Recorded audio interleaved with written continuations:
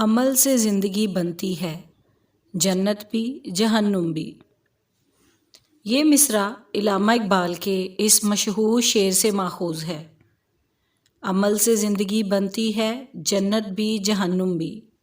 یہ خاکی اپنی فطرت میں نہ نوری ہے نہ ناری ہے۔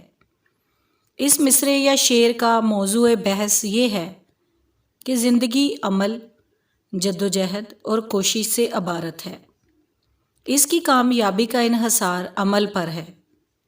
جو افراد یا قومیں عمل، جدوجہد اور کوشش کرتی ہیں وہ دنیا میں کامیاب و سرخرو ہوتی ہیں، لیکن جو افراد یا قومیں عمل سے محروم ہوتی ہیں وہ ترقی کا خواب نہیں دیکھ سکتیں، وہ ترقی کی دوڑ میں پیچھے رہتی ہیں۔ ایسے افراد یا قومیں زندہ نہیں بلکہ مردہ ہوتی ہیں۔ لیکن جو افراد یا قومیں سخت کوشش، محنت اور جدوجہد سے کام لیتی ہیں وہ اقوام عالم کی صف میں بلند مقام حاصل کر لیتی ہیں اور دنیا میں برتری انہی کو حاصل ہے۔ بقول علامہ اقبال، افراد کے ہاتھوں میں ہے اقوام کی تقدیر، ہر فرد ہے ملت کے مقدر کا ستارہ۔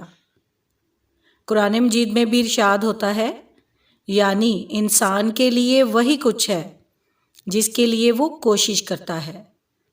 ایک اور مقام پر ارشاد ہوتا ہے کہ اللہ تعالیٰ کسی قوم کی حالت کو نہیں بدلتا جب تک کہ وہ خود اپنی حالت کو نہ بدلے۔ مولانا ظفر علی خان نے اسی نکتہ کی ترجمانی یوں کی ہے، خدا نے آج تک اس قوم کی حالت نہیں بدلی، نہ ہو جس کو خیال آپ اپنی حالت کے بدلنے کا۔ تقدیر برحق ہے، اس پر ایمان ضروری ہے۔ تقدیر کا مطلب ہے کہ اللہ تعالیٰ نے اپنی مخلوقات کے لیے ایک اندازہ مقرر کر رکھا ہے، لیکن تقدیر کے ساتھ ساتھ تدبیر بھی ضروری ہے، اور تقدیر کو نظر انداز کر کے محض تدبیر پر بھروسہ کر لینا خدا کے باغیوں کی روش ہے۔ صحیح نقطہ نظر یہ ہے کہ انسان تقدیر پر بھی ایمان لائے اور تدبیر بھی اختیار کرے۔ رسول پاک صلی اللہ علیہ وسلم کی زندگی ہمارے لیے بہترین نمونہ ہے۔ ہم دیکھتے ہیں کہ حضور اکرم صلی اللہ علیہ وسلم کی زندگی سراپائے عمل اور جد و جہد تھی۔ ایک طرف تو حضور اکرم صلی اللہ علیہ وسلم کو خدا پر مکمل بھروسہ اور توکل تھا، لیکن دوسری طرف حضور پاک نے اپنی پوری زندگی میں تدبیر، جد و جہد اور کوشش کا راستہ اختیار کیا۔ دنیا میں جس قدر بڑے لوگ گزرے ہیں ان کی بڑائی اور عظمت کا راز عمل، کوشش اور جد و جہد میں چھپا ہے۔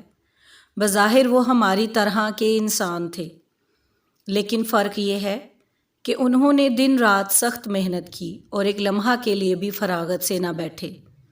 انہوں نے سخت محنت اور مشقت کو اپنی زندگی کا نصب العین بنایا، اسی لیے انہیں دنیا میں شہرت، ناموری اور عزت حاصل ہوئی۔ اگر وہ بھی سہل پسندی اور کاہلی سے کام لیتے تو ہرگز یہ بلند مقام حاصل نہ کر پاتے۔ زندگی کا دار و مدار حرکت اور کوشش پر ہے۔ اگر حرکت رک جائے اور جمود طاری ہو جائے تو اسی کا نام موت ہے۔ پوری نظام کائنات حرکت کے بلبوتے پر چل رہی ہے۔ سورج، چاند، ستارے سبھی حرکت اور سفر میں ہیں، ان کا یہ سفر کبھی ختم نہیں ہوگا۔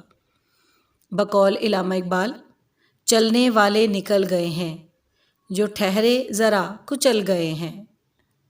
اسی طرح کسان کی زندگی محنت، کوشش اور جدوجہد کا بہترین نمونہ ہے۔ وہ اپنے کھیت میں مسلسل محنت اور کوشش کرتا ہے، جان کھپاتا ہے، سردی گرمی کی پرواہ کیے بغیر سخت محنت کرتا ہے، اور اس کے نتیجے میں لہلہاتی ہوئی فصل اپنی بہار دکھاتی ہے۔ اسی طرح جو طالب علم محنت اور لگن سے اپنے آپ کو تعلیم میں مصروف رکھتا ہے وہ آخرکار اپنے مستقبل کو روشن بنا لیتا ہے۔ وہ نہ صرف اپنے خاندان کا نام روشن کرتا ہے بلکہ ملک و قوم کی عزت و شہرت کو بھی چار چاند لگا دیتا ہے۔ لیکن جو طالب علم محنت سے جی چراتا ہے وہ کبھی بھی زندگی میں عزت کا مقام حاصل نہیں کر سکتا۔ جیسا کہ تقدیر کے ساتھ تدبیر بھی ضروری ہے۔ مثلاً ایک طالب علم کی تقدیر میں یہ بات لکھ دی گئی ہے کہ وہ ڈاکٹر، انجینئر یا کوئی بڑا آفیسر بنے گا، تو محض خواہش یا گھر بیٹھے بیٹھے دعائیں کرنے سے وہ اپنے مقصد میں کبھی کامیاب نہیں ہو سکتا، بلکہ اس کے لیے ضروری ہے کہ دعا کے ساتھ ساتھ تدبیر بھی کرے، حصول علم میں محنت اور لگن سے مصروف رہے اور پھر کئی عملی مراحل سے اپنے آپ کو گزارے، تو اس کے نتیجے میں وہ اپنا مقصد حاصل کر سکے گا۔ یہاں ایک اور بات بھی قابل غور ہے کہ محض کوشش اور عمل تو ایک چور اور ڈاکو بھی کرتا ہے، لیکن اس کی کوشش غلط مقاصد کے لیے ہے، جس کے نتائج تباہ کن اور عبرتناک ہیں۔ دراصل ہماری کوشش، عمل اور تدبیر بھی اچھے اور نیک مقاصد کے لیے ہونی چاہیے۔ اگر انسان برے عمل کرے گا تو وہ اس کے برے نتائج بھگتے گا، خدا کی ناراضگی مول لے گا، اور یہی گویا جہنم ہے۔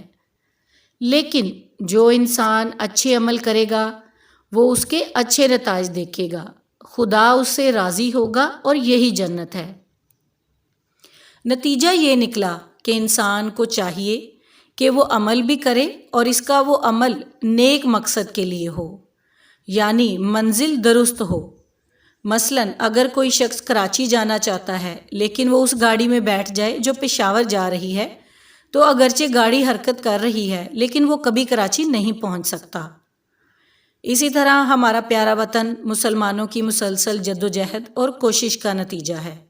اسی سے اسلام اور مسلمانوں کا وجود اور مفاد وابستہ ہے، اور اس وطن کو ایک خوشحال، ترقی یافتہ اور مستحکم مملکت بنانے کے لیے ہم سب کو مل جل کر سخت محنت، کوشش اور جدوجہد کرنی چاہیے۔